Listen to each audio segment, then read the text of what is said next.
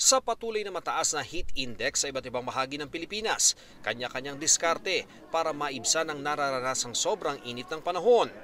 Ang mga batang ito sa Baseco Compound sa Maynila, ipinaset up sa mga magulang ang isang portable pool. Simula po kahapon sobrang init eh. Kaya po kami ng swimming pool po para sa mga bata.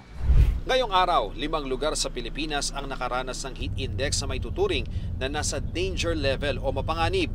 Kabilang dyan ang Vira Catanduanes, Pili Camarines Sur, San Jose Occidental Mindoro, Baler Aurora at Etchague, Isabela.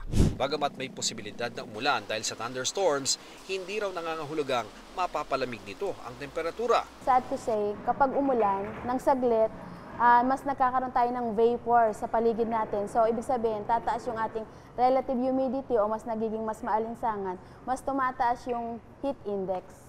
Binibigyang babala, lalo na yung may mga karamdaman dahil maaring mauwi sa pagkahilo, pagsusuka, pagsakit ng ulo at iba pa. Paalala ng Department of Health, siguruhing uminom ng maintenance medicine sa tamang oras. Kapag tayo ay nasa stress at dahil sa init, parang bang ma-frustrate ka, baka paypay ka ng paypay, so yung blood pressure mo maaaring tumaas ng bahagya. Kung hindi ka umiinom ng gamot, baka mamaya mapunta yun sa isang atake sa puso or atake sa utak, yung stroke. Mas maiging light-colored at mas maluwag na damit ang suot para mas presko sa katawan. Iwasan din ang paglabas mula 10 a.m. hanggang 4 p.m.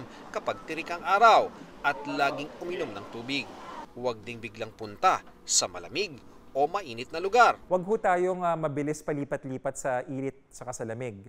So nakakasakit rin kasi ng ulo yun, nakakakos ng stress sa katawan, yung mga may hika na titrigger yung asthma.